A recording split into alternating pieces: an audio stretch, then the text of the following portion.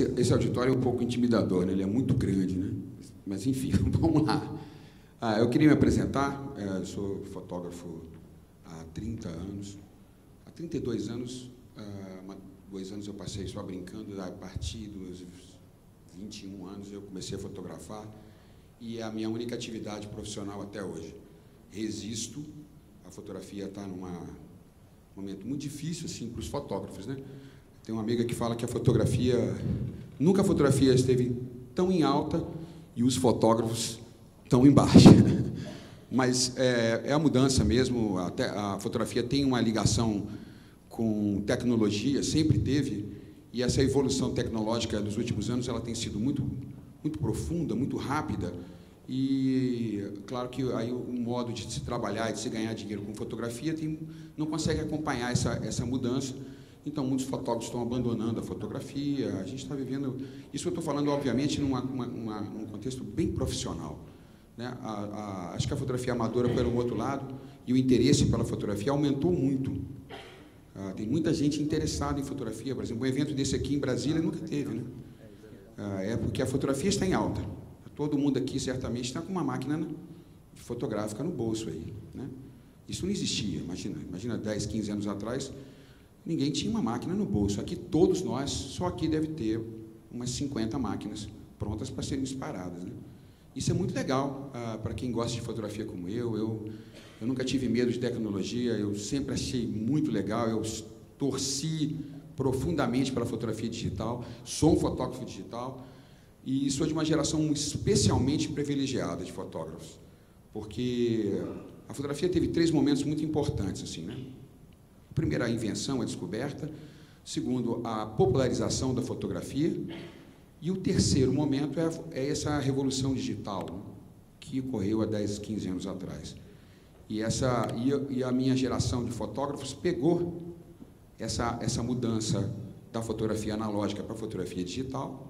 Eu, quando comecei a fotografar, o processo era todo analógico, inclusive por causa da nossa condição brasileira. A fotografia realmente estava atrasada muito nos anos 80 no Brasil. Aqui na rodoviária, no plano piloto, por exemplo, tinha pessoas fotografando com aqueles lambe-lambes, né? Com um processo que chama processo molhado, que é o processo que se usou no início da invenção da fotografia. É o mesmíssimo processo. Nos anos 80, você ia à rodoviária, tirava foto 3x4, com um sujeito que pegava não sei se vocês lembram, tinha uns baldinhos assim em volta dele, assim, tinha uma câmera bem rústica, com um pano, o sujeito enfiava a cara lá, fazia o clique, ele revelava ali mesmo, era uma chapa molhada que ele usava. E esse é o processo que eu vou mostrar para vocês rapidamente da criação da fotografia, que é do início, lá de 1863, quando a fotografia, então a primeira fotografia apareceu. E você vê como a gente estava atrasado, isso nos anos 80, aqui em Brasília, né? Então, isso foi ruim, mas, por outro lado, foi bom para a minha geração, que eu comecei a fotografar nos anos 80. Todos os fotógrafos naquela época tinham laboratórios fotográficos, fotógrafos profissionais, revelavam fotos preto e branco, e a gente, então, tinha uma realidade bem atrasada em relação ao exterior, e a coisa foi andando tão rápido que, nesses últimos 3, 4 anos, vocês veem que todo mundo hoje domina a fotografia com a sua mão, né? As máquinas estão tão poderosas hoje que você não precisa nem... Enfim, técnica, obviamente, você sempre vai precisar, mas você já consegue reproduzir imagens com uma relativa qualidade, toda baseada na tecnologia do seu equipamento. Então, a gente evoluiu muito rápido e a minha geração de fotógrafos pegou toda essa evolução.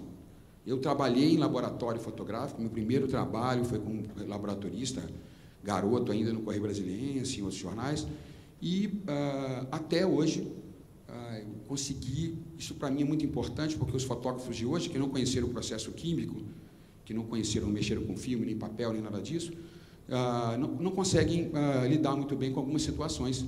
E a gente que teve essa oportunidade, né, de pegar toda a evolução do processo, eu acho que a minha geração é muito mais rica do que essa geração de hoje, né, de fotógrafos de hoje. Mas vamos lá, eu vou me apresentar rapidamente, então. Meu nome é Clausen. Uma outra vantagem da minha trajetória profissional, além dessa que eu acabei de citar, Você pode separar os fotógrafos aí por 3 tipos de fotógrafos, vamos botar assim, né? Muito genericamente. O repórter fotográfico, o repórter social. O repórter fotográfico é o que trabalha em jornal, revistas, né? O repórter social é o que faz casamento, festas, eventos e tal. E o fotógrafo publicitário, né? Que são os mais bem remunerados, ou eram, pelo menos, os mais bem remunerados, os porque se exigia deles, se exige até hoje, muito mais técnica e muito mais equipamento, muito mais tudo, né? Então, são esses 3 tipos de fotógrafo. E é raro você ter um fotógrafo que tenha passado por essas 3 etapas, né? E eu passei. Comecei como laboratorista de jornal. Aos 20, 19 anos, eu trabalhava quase que de graça com um jornal, só para aprender. Uma coisa que não tem nada de romântico, né? Para quem gosta de laboratório fotográfico. Química fotográfica é um horror. Nem barata tinha no laboratório, porque matava tudo, inclusive o laboratorista. Ainda bem que isso acabou. Eu não tenho nostalgia nenhuma com o processo químico. Nenhuma. O processo químico era uma coisa muito ruim, muito, para quem trabalhava com fotografia profissional, muito difícil. Depois eu fui ser repórter fotográfico. Acho que eu vou ter só uma foto aqui. Isso aqui em 92, garoto ainda, eu tinha 22 anos. Eu estou com o Cousteau, foi o primeiro trabalho importante que eu fiz na minha vida. Eu fui fotógrafo do Jacques Cousteau, da equipe do Jacques Cousteau, durante a época 92. Em 91 já conheci ele, trabalhei com ele aqui no Brasil. Depois eu passei 40 dias com ele durante a época 92. Foi o meu trabalho mais bacana daquela época. Como repórter, foi o trabalho mais bacana. Depois, a fotografia jornalística não era muito bem o que eu achava que era. Eu comecei a trabalhar com evento, mas foi um período muito pequeno. Fiz 2, 3 casamentos, também não me adaptei a casamento. E, finalmente, fui para a publicidade. Aí, na publicidade, eu me encontrei. Só que, quando eu me senti na publicidade, mais ou menos com aquele cara que nada, quando ele chega na praia, quando ele bota o pé na praia, a onda traz ele de volta. E foi o que aconteceu comigo. Eu fiz o último trabalho importante de publicidade do Brasil, eu posso falar isso. Porque, em 92, não sei se vocês vão lembrar, 2002, na verdade, 2003, o sujeito chamado Marcos Valério foi preso pela aquela história do mensalão, né? E ele era dono da maior agência de publicidade do Brasil, que era a DNA. E eu trabalhava eu estava fazendo um trabalho naquela época no Banco do Brasil. O Banco do Brasil era o maior, vamos dizer assim, cliente do Brasil em fotografia, era quem mais pagava bem fotografia. Mas aí o Marcos Valério fez aquela cagada e acabou não só com a publicidade de um modo geral, mas com os valores das fotografias, porque quando foram checar os valores eram realmente altos, mas se justificava. O meu orçamento tinha 30, 40 itens. E eu fiz o último trabalho do Banco do Brasil, ainda na época do Marcos Valério. Só para você ter uma ideia, isso tem 16 anos. O clique, que é a fotografia sem produção, foram 15 fotografias. O clique era R$ 7.500. O clique. Cada foto custou mais ou menos uns 20, 25 mil reais. Eu fiz 11 fotografias para esse trabalho do Banco do Brasil e foi o último trabalho com esses valores. Eu cheguei a ser chamado na CPI, perguntar por que eu tinha cobrado isso. Eu falei, por que? Esse é o preço. Só por isso. Achou que eu tinha, sei lá, estava devolvendo dinheiro e tal, aquelas coisas. Mas não tinha nada disso, não. A Ogilvy, que tinha ganho essa concorrência, era uma empresa muito séria, uma multinacional. Mas, enfim, aí eu tive que... percebi que a fotografia publicitária estava caindo e fui para a fotografia, que é o que eu faço até hoje, e eu gosto demais, que é a fotografia focada em arquitetura. Eu sou um fotógrafo muito específico, tem 20 anos que eu me dedico à fotografia de arquitetura. Aqui em Brasília não deve ter 3 fotógrafos especializados nisso. Eu só faço fotografia de arquitetura. O que você vai fazer amanhã? Fotografar banheiro, cadeira, prédios, edifícios, jardim. Eu faço isso há 20 anos. E eu gosto muito. Primeiro porque não tem ninguém, né? Onde você bota a cadeira, ela fica, né? É ótimo. E exige muito do fotógrafo. No Brasil, hoje, aí nós estamos diminuindo, né? Nesses últimos 20 anos, hoje não deve existir no Brasil hoje 10 fotógrafos como eu. Eu trabalhei para todas as grandes revistas do Brasil, para a Vogue, para a Casa Cláudia, fui fotógrafo da Casa Cor de Brasília e de Goiânia por 17, 18 edições, e continuo fotografando. Milagrosamente, continuo fotografando. Os valores diminuíram, o mercado encolheu, e eu descobri, há uns 10 anos atrás, a fotografia autoral, e é sobre isso que nós vamos conversar. Sobre fotografia autoral, sobre fotografia artística, que é o motivo dessa palestra. Quando eu quis passar a trabalhar com fotografia autoral, eu não vou tirar a palavra artística, porque é o seguinte, uma coisa sobre conceito de arte, que é complicado. Você não, é muita pretensão você se autoproclamar um artista. Na verdade, o processo é para você as pessoas que consideram você um artista. Mas, mais ainda, as pessoas consideram que você faz arte. Então, se você olhar para uma fotografia minha e aquilo te emocionar, trazer uma informação interessante, aquilo te tocar de alguma forma, e você considerar aquilo ali arte, então, eu que fiz aquilo, sou um artista. Mas, fora isso, você se agora eu sou fotógrafo artístico. É uma bobagem. Não é assim que funciona no mercado e não é assim que deveria funcionar mesmo. A gente faz arte porque tem que fazer, porque gosta, mas as pessoas têm que reconhecer que aquilo é arte. Se não for reconhecido como arte, você não é um artista. Então, algumas pessoas já me disseram que minhas fotografias são arte, eu agradeço, mas eu acho que ainda meu caminho ainda é longo ainda. Eu espero ter juventude suficiente para o meu trabalho amadurecer o suficiente para chegar aonde eu acho que eu mesmo considero arte. Por enquanto, é fotografia autoral. E eu dei uma sorte. Quando eu comecei a me envolver com fotografia autoral, eu descobri uma coisa impressionante. A fotografia autoral, a fotografia artística, finalmente tinha ganhado, dentro do contexto das artes plásticas, um status que nunca tinha tido antes. A fotografia, desde a sua invenção ou da sua descoberta, vamos conversar um pouquinho sobre isso, desde que a fotografia apareceu, ela tem sempre uma ligação com as artes plásticas, né? Mas nunca foi colocada como arte plástica. E você não precisa nem ir muito longe, é só pelos valores você via. Uma fotografia, por mais que fosse de um fotógrafo renomado, o Cartier-Bresson, sei lá, por quem que você quiser, você não vendia uma fotografia no mundo por mais de R$200 mil, $200 mil. E hoje já tem fotografia sendo negociada a 6 milhões de euros. E isso é uma coisa recente dos últimos 10 anos. E eu quis entender por que isso estava acontecendo, li uma série de informações, artigos e tal, e eu vou pegar 3 ou 4 informações que são, vamos dizer assim, que todo mundo concorda por que a fotografia chegou a esse momento tão importante, tão legal, e eu vou passar para vocês. Mas antes, para a gente entender o momento de hoje, como tudo, né, para poder entender o que está acontecendo agora, a gente precisa voltar para trás. Se a gente não olhar para trás, para a história, a gente não consegue entender com clareza o que está acontecendo agora, né? Então, eu vou voltar, no caso da fotografia, como a história da fotografia ainda é uma história pequena, curta, se comparada à história da arte, né? Eu vou voltar para o começo. Vou passar rápido, porque eu acho que todo mundo aqui, a maioria de vocês que se interessam por fotografia, conhecem a história da fotografia minimamente, né? Esses dois sujeitos aí, o Nipsey e o Daguerre, são os caras que são os pais da fotografia. No século XIX, eles começam a estudar. Eles são amigos, são contemporâneos, né? O Nipsey, ele foi é o primeiro que faz a primeira fotografia que consegue materializar uma imagem em uma mídia, né? Que é essa imagem aqui, ó. Não, perdão, essa aí, do quarto dele. Essa é a primeira fotografia. Alguém conseguiu materializar uma imagem, uma mídia, né? A fotografia, para algumas pessoas, é uma invenção, para outras é uma descoberta.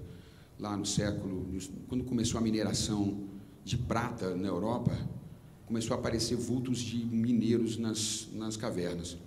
E aquilo ali intrigou muita gente. Por que aquilo ficava gravado nas cavernas, né? Parte desse resultado aí foi o estudo de derivados da prata. A prata é o material, é o mineral usado no processo químico até 20 anos atrás. Tinha empresas, se usava tanta prata que existiam empresas nos anos 70, nos anos 80, especializadas em extrair prata de fotografia, de coisas de médico, raio-x, tudo que tivesse processo químico tinha prata. Então, tinha empresas no mundo que compravam fotografias, compravam filmes velhos, compravam tudo para extrair a prata. Então, a prata é a base da química fotográfica até a mudança para o digital. Então, o interesse por essa história é que vai dar nisso aí, a primeira fotografia. O Daguerre, na verdade, que é esse sujeito engomadinho aí, ele tem fotos dele, ele conseguiu fazer uma foto boa dele, mas todo que desenha e foto dele está aí, parecendo essa figura com um cabelinho arrumadinho, todo frufru. Ele é o cara que praticamente define o processo fotográfico que estava aqui na rodoviária do plano piloto até os anos 80, que é o processo molhado. Ele usava vidros, né, pedaços de vidro, usava química fotográfica. O fotógrafo no século XIX era um sujeito meio estranho, assim. Era considerado um alquimista, um cara que conseguia, e carregava milhões de equipamentos. O cara não conseguia fazer uma foto sem estar com uma assistência e tal, porque realmente era uma trambalheira danada. Para conseguir fazer uma foto era um trabalho. A câmera obscura, isso aí é uma peça tecnológica que ninguém sabe exatamente quando ela surgiu. Na China antiga já existia essa peça aí. O que é isso aí? Ela está presente até hoje. Provavelmente é o próximo passo. A próxima coisa que vai desaparecer da fotografia é a câmera obscura. Se você pegar essa câmera que você está segurando aí, por exemplo, ela tem o mesmo princípio dessa aqui, que é transformar a imagem em três dimensões em 2 dimensões. Ela fica plana, né? Esse cara está ali, ele está com um jogo de espelho. Isso já é no século XVI. Ele está desenhando, tem uma lente que reflete a imagem no espelho e o cara está com um papel, ele está desenhando, reproduzindo. Isso lá na China antiga foi usado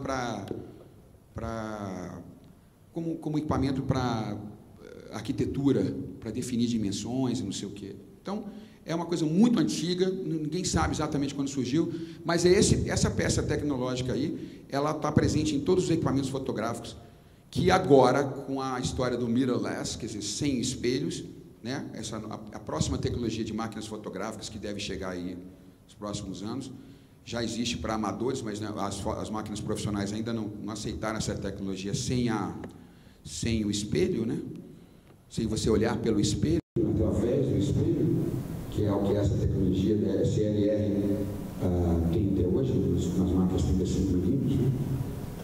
Isso vai acabar, você vai ver por um vídeo, né? A imagem vai ser transmitida pelo vídeo, para aquele LCD atrás. Então, isso aí é a próxima, mas ainda existe até hoje. As máquinas 35mm todas usam esse equipamento. A fotografia vai indo lenta, assim, como avanço tecnológico, até que aparece esse sujeito aí. Esse George Wilson, esse cara é um gênio, mas é um gênio mesmo. Ele está lá no século XIX, lá, querendo ficar muito rico. Ele tinha estudado química e ele achou que ia ganhar muito dinheiro vendendo química fotográfica. E ele conseguiu ganhar muito dinheiro mesmo. Se você fosse alemão e quisesse fazer foto, você tinha que comprar produtos Kodak. Se você fosse, sei lá, italiano, você tinha que comprar produtos Kodak. Mas aí, isso para ele não era o suficiente. Ele imaginou que para ele ganhar muito dinheiro, ele precisava popularizar a fotografia. Todo mundo tinha que ter uma máquina fotográfica, mais ou menos como é hoje. Então, ele inventou essa maquininha aí, ó. É uma máquina com conceitos super modernos. Primeiro, você comprava ela e ela vinha com filme já. Você já comprava ela com filme. E você não pagava mais ela. Você levava ela, quando você quiser revelar, você revelava o filme e já ganhava outra com filme. Ele botou o filme plástico, o primeiro filme plástico, foi ele que colocou nessa máquina, e ele inventou uma mentira que é contada até hoje para quem trabalha, que quando veio a publicidade da fotografia digital. O que é a publicidade da fotografia digital? Por que você tem que comprar uma máquina digital? Porque agora você não precisa fazer mais nada. É só você apertar o botão e a máquina faz o resto. E olha só, o slogan dele, há 120 anos atrás, você aperta o botão e a gente faz o resto. O cara pensou nisso há 120 anos atrás. E vendeu que nem água no mundo inteiro. Essa máquina, eu tenho uma dessa em casa. Vendeu no mundo inteiro pra caramba. Durante 20 anos, a fotografia se popularizou no mundo. E a fotografia no século XX é a mídia mais importante na comunicação. É a primeira vez na história humana que nós conseguimos, então, finalmente, ver o que acontecia, não por um desenho ou por uma explicação, não, ver de fato o ser humano do outro lado do mundo. Né? A fotografia começa a mostrar para o mundo o mundo. A gente começa a se reconhecer através da fotografia. A fotografia é a mídia mais importante do século XX. Nada supera a fotografia. Tem gente que diz que o século XX é o século da fotografia, os mais entusiasmados, né? Quer dizer, nada aconteceria de importante, guerra e tudo que você possa imaginar, se não houvesse a invenção da fotografia. Em parte é verdade, né? Em parte é verdade. Eu vou falar agora rapidamente no primeiro momento da fotografia como expressão mundial, os fotógrafos mais reconhecidos eram os repórteres fotográficos, sujeitos que trabalhavam com reportagem. Eram quase estrelas assim, de cinema. E esse sujeito aí que morreu há pouco tempo, morreu com 93 anos, Henri Cartier-Bresson, é o cara, talvez é o fotógrafo, o repórter mais importante da história. É um francês e ele realmente já tratava a fotografia como arte. Eu não sei se era essa a intenção dele, mas ele tinha uma coisa interessante aos que são repórteres fotográficos ou querem trabalhar com reportagem. Esse cara inventou, ele é o pai da reportagem fotográfica. E qual é o grande lance do repórter fotográfico? É você se antecipar. Se você não se antecipar ao fato, você não vai conseguir ter a foto. Então, essa foto aqui, por exemplo, é a mais famosa dele, que ele está nesse lugar e tem uma pessoa, ele está vendo a pessoa andando. Eu falei, ele vai pular. Porque não tem como ele não pular. Então, ele se prepara, ele está sabendo que o cara vai pular, e ele faz a foto e pega o cara no ar. Olha, ele não tinha um drive, ele não tinha a máquina dele era, sei lá, alguns segundos para você conseguir avançar um filme. Ele só tinha uma chance. Então, ele tinha que se antecipar. E essa lógica da fotografia, parece óbvio hoje, falar isso até parece que, pô, claro que é isso. Que coisa óbvia. Mas o fato é que foi ele que falou, olha, se antecipe. E essa história toda da fotografia, da reportagem fotográfica, esse cara é o pai disso aí, e as fotografias, se vocês não conhecem Cartier-Bresson, procurem, se informem, é uma história muito bacana e ele é um cara muito bacana. A gente tem um privilégio, nós fotógrafos brasileiros, de ter esse cara como vivo ainda, talvez o fotógrafo mais importante do mundo, ou um dos mais importantes do mundo. Né? O Sebastião Salgado é assim, discípulo mesmo de Cartier-Bresson, até há pouco tempo só fotografava em preto e branco, tem um livro lindíssimo, não sei se tem aqui, deixa eu ver. Não, eu pulei, não tem não. Imagina, o cara fotografou, tem um último livro, os últimos livros dele, ele fotografou a natureza toda em preto e branco. É um livro lindo, lindo, espetacular. É um cara que domina a técnica do preto e branco como realmente ninguém. E é um fotógrafo, foi fotógrafo da ONU. Tem uma série de... essa palestra ela é 2 vezes mais do que eu estou fazendo aqui, porque me deram pouco tempo. Eu conto a história do Sebastião Salgado inteira, mas eu não vamos entrar nela, porque ela é muito legal. Bom, a fotografia, quando ela surgiu, existia uma... Agora vamos começar a interseção da fotografia com as artes plásticas. Quando a fotografia surgiu lá na virada do século, como ela se popularizou, ela tirou uma obrigação, vamos botar assim, atualizando a palavra, ele tirou uma reserva de mercado dos pintores. Os pintores, parte dos pintores, do trabalho dos pintores, era pintar a realidade. Então, o sujeito ele tinha uma casa, ele queria mostrar a casa dele para outras pessoas, ou queria ter a casa dele guardada, eternizada. Então, ele contratava um pintor, o pintor ia lá, pintava a casa, ou pintava a irmã dele, ou ele, ou a filha, ou a família. Então, o pintor, parte do trabalho de qualquer pintor, até a virada do século, até a fotografia se popularizar, era lidar com a realidade. E quanto mais os pintores, quanto mais eles eram perfeitos nessa reprodução, mais eles eram valorizados. Você não precisa ser um expert em arte para olhar para uma fotografia, por exemplo, para a Mona Lisa, e não achar legal. né? Sei lá, para a pintura do Da Vinci e não achar legal. É legal pra caramba, é perfeito, é sensacional. Então, era isso que era valorizado, facilmente valorizado. Quando a fotografia surge, ela acaba com essa reserva de mercado. Quer dizer, eu não vou contratar um pintor. Ou eu mesmo faço, ou eu contrato um fotógrafo. Ninguém mais contrata hoje um pintor para se pintar, talvez uma outra pessoa da aristocracia aí, mas fora isso, você se autofotografa, ou você... E naquela época aconteceu isso, e acabou com esse mercado para os pintores. Isso é ruim e, ao mesmo tempo, muito bom. Começa a liberar os pintores para o que vai acontecer no século XX, que é a desconstrução da realidade. E todos esses grandes pintores que nós conhecemos, Picasso e todo mundo, eles trabalham com a desconstrução da realidade. Né? Porque não tem nem mercado mais para isso. Ninguém mais quer saber disso. Esse cara aí, o Manet, ele é o primeiro pintor. Essa pintura, ela parece uma pintura importantíssima.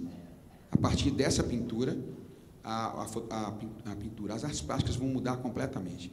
Esse cara vai participar de um salão de arte em Paris, na época o salão de arte mais importante, e ele me vem com essa pintura. Hoje a gente não vai achar nada demais, eu vou mostrar para vocês que tem muita coisa demais. Ela foi ridicularizada, o cara queria tirar, tinha gente que queria tirar ela, acho que tentaram até vandalizar ela, riscar ela e tal. É o primeiro seguinte, essa mulher nua aí, apesar da mulher nua aparecer em artes plásticas de um modo geral, mas ela sempre aparecia de uma forma mitológica. Ela nunca aparecia desse jeito aí, sabe? Isso é uma pessoa comum, inclusive é a namorada dele. Esses dois caras que estão sentados ao lado dela são parentes dele. Ele só pinta pessoas conhecidas. E eles estão... Primeiro, uma mulher nua, com dois caras vestidos, isso não existe. É como se você pintasse uma pornografia. Né? Outra coisa, essa pintura, ela parece pintura de amador. Porque ela não... se você conseguir recortar esses sujeitos aí, individualmente, né? Opa, desculpa. Se você conseguir recortar cada figura dessa, ela não tem profundidade, ela está como se fosse uma chapa reta, ela não tem sombra, não tem luz, não tem nada. Isso é proposital, tá? O cara sabia pintar. Ele está fazendo isso de propósito. Ele quer criticar, ele quer acabar com o academicismo, ele quer dizer, não, a gente quer pintar o que a gente quiser. Aquela pessoa ali atrás, ela está fazendo xixi. E ela está desproporcional, ela está muito maior. Ela era para estar bem menor, pela distância, pela árvore que está do lado dela. Isso parecia, para quem estava com o olho treinado, uma coisa de amador. Não de um pintor renomado como era ele. Mas ele queria afrontar a academia. Ele queria dizer assim, eu não quero mais pintar, eu quero pintar do jeito que eu quiser. Se eu quiser botar uma pessoa grande e outra pessoa pequena, se eu quiser fazer uma pessoa fazer xixi, se eu quiser botar uma mulher pelada, eu faço o que eu quiser. Isso foi uma afronta, sim, eu não sei se dá para comparar, mas foi uma afronta muito grande na época, né, vindo de um pintor renomado. A partir daí, tudo com a fotografia liberando o mercado. Quer dizer, você não tem mais a pintura não precisa mais ter ligação com a realidade. Aí começa a desconstrução absoluta. Todos os movimentos modernistas que a gente conhece, todos eles do século XX e até hoje, são de desconstrução da realidade. O Picasso é o mais didático dos pintores, porque ele ainda fazia o processo do jeito que estou mostrando para vocês aqui. Ele pintou o touro, está lá o touro, né? Depois ele pinta esse touro, esse touro aqui, depois ele pinta esse, depois ele pinta esse. Essa aqui é que é a obra final dele. É isso aqui que interessa, é isso aqui que depois ele pegou e pintou. Fez uma reprodução grande. Não existem essas outras, tá? Isso é só estudo. O que vale é só essa ultimazinha aí. E não, se vocês forem estudar todos os movimentos de arte do século XX, eles vão embora na desconstrução. E de um tempo para cá, os artistas nem passam mais por essa coisa da desconstrução. Eles já pintam o que eles acham que tem que pintar, riscos, rabiscos e tal. O que quiser. Está valendo literalmente qualquer coisa. Aí começa a complicar muito. Porque isso aí era para ser uma espécie de afronta à academia. E, de repente, era isso que estava sendo explicado e lecionado nas academias. É o que vale, né? E aí que nós vamos falar, é onde é a fotografia. A coisa vai ficando meio estranha quando a arte começa a ir para a tal da arte conceitual. Aí as coisas mais malucas e mais sem propósito começam a acontecer. Esse sujeito aí é um sujeito italiano. Você sabe o que é essa latinha aí? Alguns devem saber, né? É latinha de cocô. Ele fez 100 latinhas, botou, supostamente, porque ninguém sabe, que se você abrir, a obra perde o valor. Então, supostamente, ele botou fezes nessas latinhas, fez acho que 100 latinhas dessas, e elas valiam o preço. Quanto é que custa uma latinha dessa? O peso dela em ouro. Era o preço que foi vendido essas latinhas. Para surpresa, essa latinha aí, especialmente essa aí, no número, ela foi vendida por 100 vezes o preço do peso do ouro. Aí o mercado começa a ficar maluco, né? Aí, o que é arte? Um cocô enlatado é arte? Eu estou batendo nesse ponto, porque esse é o ponto, lá mais um pouquinho na frente, que explica por que a fotografia começa a entrar nas artes plásticas, tá? Não é por acaso, não. A pintura vai indo para um estágio assim tão estranho que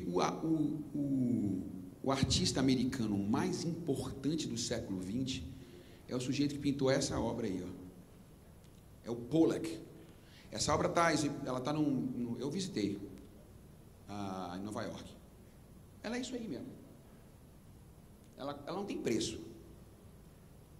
Ela não tem preço, essa obra de arte. Ela custa, sei lá, centenas de milhares de dólares, milhões de dólares. Aí você vai, mas e aí? Aí se eu chamar 3 caras aí, acho que eu dou conta de fazer. Meu filho dá conta de fazer, meu neto dá conta de fazer isso aí. Por que isso aí custa 6 centenas? Não tem preço. Por que esse sujeito fez essa bobagem aí? E isso está no museu mais importante do mundo, os mais importantes depois do Louvre, e não tem valor. Se eu quiser comprar ela, eu não vou conseguir comprar, de tão cara e tão importante que ela é. É aí que, é a partir daí que eu vou tentar, porque existem mistérios ainda no meio disso aí, explicar para vocês como é que você valoriza a arte moderna. E a fotografia está nesse contexto. Agora nós já estamos falando de momentos atuais. Vamos entender primeiro o seguinte: 3 coisas, para você entender se uma obra de arte é ou não é obra de arte, 3 coisas mínimas elas têm que ter envolvidas. Uma obra de arte reconhecida, né? Na forma como essa aí foi. A primeira coisa é a originalidade. A obra precisa ser inédita. O seu trabalho, ninguém pode ter feito aquilo antes, por mais bobo que seja. Eu vou explicar como é que chegou nesse resultado aí. Primeira coisa. A segunda coisa, o artista, o sujeito hoje, você não vai, se você quiser entrar numa galeria hoje e olhar um rabisco na parede e falar assim, quanto custa? A pessoa fala assim, 50 mil reais. Mas por quê? A primeira coisa que a pessoa vai te falar, o galerista, ele vai assim, por causa do artista. Então, é uma coisa louca, né? A gente está sempre querendo ganhar dinheiro. Todo mundo quer ganhar dinheiro. O artista quer ganhar dinheiro. Mas os artistas mais reconhecidos são justamente os que não queriam ganhar dinheiro. Eles faziam arte porque eles queriam fazer arte, porque eles gostavam, eles estavam ligados ao que ele estava fazendo, abnegados. Esse é o cara, essa vida para a arte, essa dedicação específica à arte, aquela coisa que o cara larga a família, larga todo mundo, não quer saber de ninguém, pinta o dia inteiro, esculpe o dia inteiro, escreve o dia inteiro, faz música o dia inteiro. Esse sujeito, especialmente na arte moderna, ele é muito valorizado.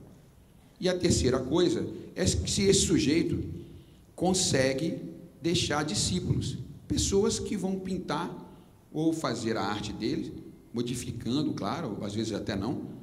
Se ele deixa discípulos, se esse cara deixou discípulo, que é o mais difícil de todos, esse cara é gênio. Pra você ter uma ideia, se vocês forem esse final de semana aqui na feira da Torre, artistas simples que tem ali na Feira da Torre, né? Pintura simples, tem isso aí.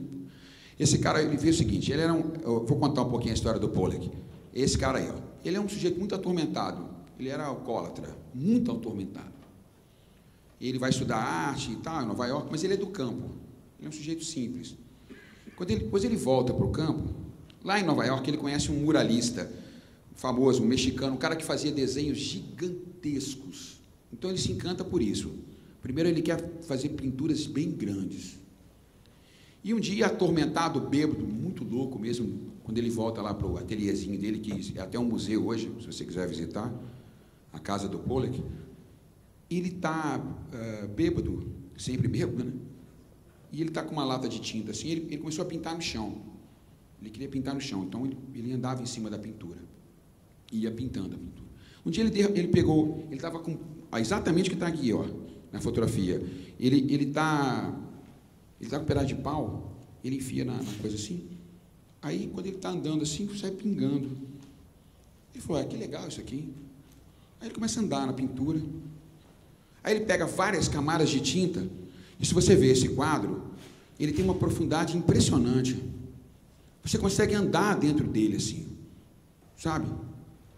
Esse light painting, action painting, é uma técnica que, se você entrar no site do Museu do Metropolitan, tem uma pessoa explicando como é que é essa técnica. Então, amanhã, se você quiser ser artista, você pode ser discípulo de Pollock, pegar um pedaço de pau, uma lata de tinta, um papel no chão e pintar, e ser discípulo do Pollock. Então, assim, se isso não é o suficiente, para os americanos foi, e o Pollock é considerado o Picasso, eu acho demais, né? Mas é considerado o Picasso dos Estados Unidos, né? da América do Norte. Com essa desconstrução, agora vamos falar de momentos muito atuais. Com essa desconstrução da arte, começa a haver um evento e um movimento contrário. Esse movimento contrário, ele está batendo em todas as áreas. Na política é a mais óbvia, mas esse movimento conservador, que agora que a gente está conseguindo visualizar ele com mais clareza, ele vai começar a acontecer na virada do século. E ele bate muito profundamente nas artes. Está todo mundo cansado de comprar cocô, de pinturas estranhas, e eu tenho que entender quem é o cara, e tem que saber de tudo. Eu não quero só olhar uma pintura, uma escultura, uma coisa, e falar assim, que legal, que bonito. E isso está ligado diretamente à realidade. A realidade é que eu consigo avaliar uma perfeição fazendo uma comparação direta com a realidade. Então, se eu pintar uma pessoa e ela parecer muito com a pessoa que eu pintei, acabou, está perfeito. Eu não preciso entender de arte. Está perfeito. É aquilo que eu quero comprar. E esse momento conservador que nós todos estamos vivendo, que pode ser interpretado de várias formas, mas na arte ele começa a questionar duramente essa desconstrução. Há 15 anos atrás, eu sou fotógrafo de casa-cor. A casa-cor não é bem um exemplo lá muito bom para isso, mas na casa-cor, os arquitetos, que são pessoas que trabalham com arte, botavam aí, há 15 anos atrás, pinturas como essa do Pollock, que era muito comum você ver abstratos e Fukudas. Fukuda era um pintor brasileiro, nipom, que pintava umas coisas bem... Esse cara fazia um sucesso incrível. Né? O próprio Burle Marx, as pinturas do Burle Marx, eu tenho uma na minha casa, eu gosto muito, inclusive. Coisas muito abstratas, você só via isso na parede. De uns 7, 8 anos para cá, só fotografia. Ou pinturas realistas. Muito realistas. No caso da coisa, uns 4, 5 anos atrás, um cara em São Paulo botou um mural de 6 metros, assim, gigante, com uma orgia. Era uma fotografia, é um fotógrafo americano, que ele monta orgias, orgia mesmo, a turma se pegando mesmo, assim. E ele fotografa isso. Só que ele fantasia as pessoas, é uma orgia romana. muito bem produzida, muito realista, com a foco e a definição assim, instalando, você tem a sensação, como o mural é muito grande, que você quase pode entrar naquela farra ali. Então, o realismo, quando ele vai bater o artista, veja que o artista passou na escola, na sua formação, no mercado, ele não quer voltar a pintar a realidade. Não quer. Os artistas continuam fazendo trabalhos que eles gostam de fazer. Poucos são os artistas que estão... Esse cara aqui, por exemplo, é um artista australiano. Ele rodou o mundo. Aqui essa exposição veio aqui a Brasília. Já está acabando, 10 minutos. Puxa vida. Eu vou ter que pular. Esse cara aí, ele veio aqui, ele é um australiano que trabalha com hiperrealismo, né? Esse sujeito aí já... Então, a fotografia, vou falar rapidamente, a fotografia, então, entra nesse contexto com muita força. Por quê? Porque abriu um espaço, esburacou um espaço. Os artistas não querem pintar a realidade. Onde é que você vai achar coisas reais? Onde é que você vai achar uma fotografia, uma coisa que te emociona diretamente, se você quiser ficar pensando naquilo, conhecendo? Na fotografia.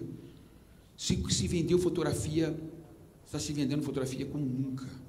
Fotografia de arte. Valores. Esse cara aqui é um embusteiro, na minha opinião. Mas ele disse que ele vendeu essa foto aí, que eu acho que não vale nem R$50, por 6 milhões de euros. Isso é uma bobagem. Para mim, essa foto ainda tem montagem. Esse cara não, esse cara já é um cara sério, é um fotógrafo alemão. Essa tinha sido a foto mais cara até então. Ela foi vendida por 4,3 milhões de dólares. Depois eu vou convidar vocês, se vocês quiserem. Eu estou em um stand aqui. Quem quiser depois, então, conversar um pouquinho mais sobre isso, eu vou ficar lá à disposição de vocês, tá? Agora eu vou falar, não vai dar para falar sobre isso, eu vou falar sobre o meu processo de criação, que é muito legal, que é o estranhamento.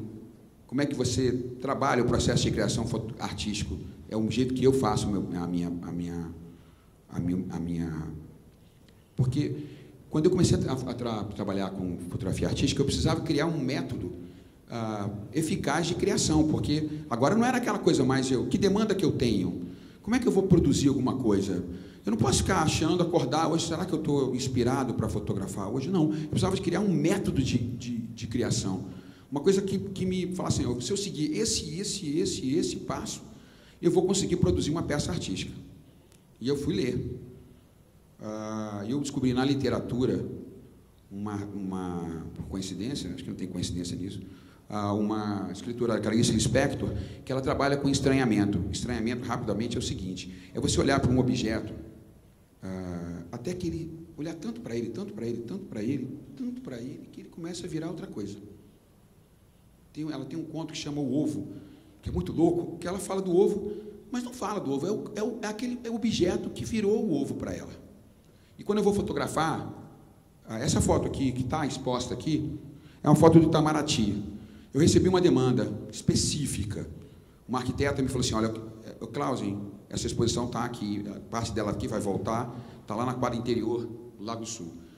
Eu tenho esse segundo andar todo para botar foto aqui, Clausen, vamos botar umas fotos. O que você quer?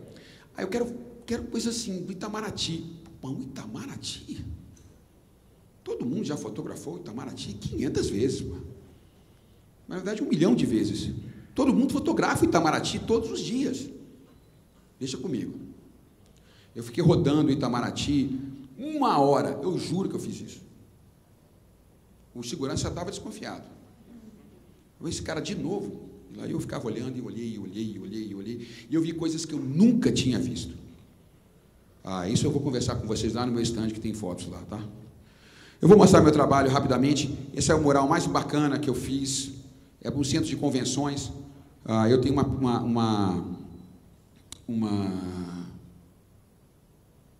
uma série que chama Brasília em Atos, é uma intervenção que eu faço com azulejos como aqueles do Atos, né? Isso é para um centro de convenções, que chama Atos, inclusive, Atos Bocão, Centro de Convenções de Atos Bocão, e é uma parede de 7 por 5 de altura, isso é uma impressão em vidro, talvez o trabalho mais bacana que eu tenho. Isso é meu trabalho do dia a dia, isso aí é o centro de convenções. E aí, isso é um restaurante que eu fui, o primeiro restaurante que eu fiz, tem 12 anos isso. Um arquiteto de São Paulo me botou esse desafio, ele queria que eu botasse umas fotos de música. Eu falei, não, esse restaurante existe até hoje, ele já foi reformado 2 vezes. Eu reimprimi todas as fotos agora recentemente, é lá no Brasília Palace, tem 20 fotos dessa série do Brasília em Atos. É o restaurante Oscar. Imagina, o cara no prédio tombado, o cara não é de Brasília, né? Prédio tombado, chama o prédio que foi feito pelo Oscar Niemeyer, o nome do restaurante era Oscar, e o cara queria botar foto de jazz. Eu falei, não, sujeito, não. Brasília, mas vai chover no molhado. Eu falei, calma que eu vou mostrar para você uma coisa diferente. E convenci o Washington Fiuza, que morreu ano passado, é um dos arquitetos mais importantes dessa área de restaurantes do Brasil. Essa é a exposição que está lá. Na Quadra Interior, essa foto está aqui. Essa também está, né? Todas essas 3 estão, por coincidência. Eu vou passar rápido, que está acabando. Essa é uma impressão em vidro, tem 3 metros. Isso é uma fotografia de uma série que chama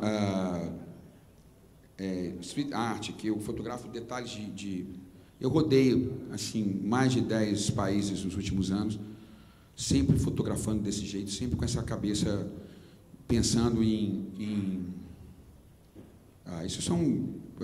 é minha casa,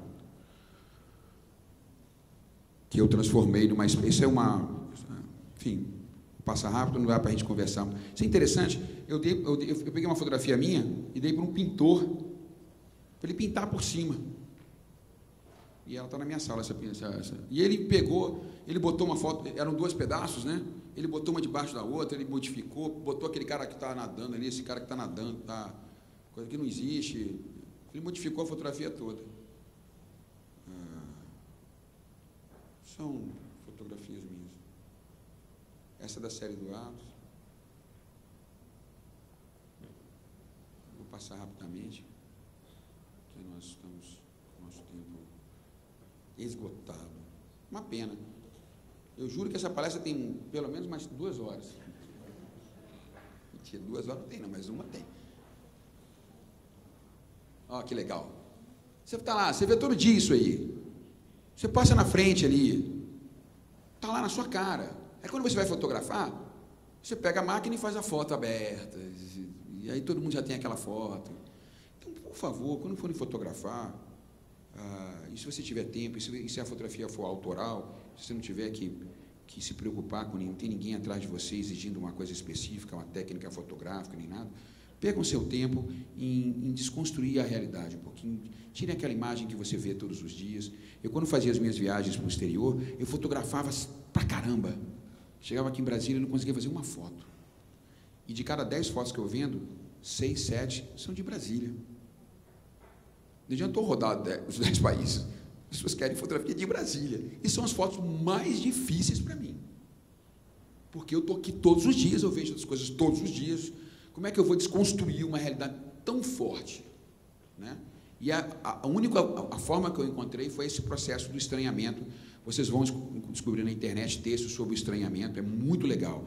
Tem um vídeo do Café Filosófico sobre a Clarice Lispector, contando detalhes sobre a forma como ela produzia, como é que ela produzia os seus textos literários através desse processo. E tem uma literatura específica dos formalistas russos que fala sobre o processo de criação, que fala sobre a desconstrução. É isso. Queria agradecer a vocês. Eu estou aqui com o stand aqui agradecer meu amigo Eduardo, quem organizou isso aqui tudo e criou essa história toda aqui, um amigo meu de infância, é uma coincidência. Não é porque eu sou amigo dele que eu estou aqui, não. Tá? Mas é porque nós somos realmente muito amigos desde criança, eu e o Eduardo. O Eduardo é um cara visionário, sempre foi, desde criança, um cara com uma cabeça fora da casinha. Esse termo cabe perfeitamente para o Eduardo. Queria agradecer a todos. Muito obrigado.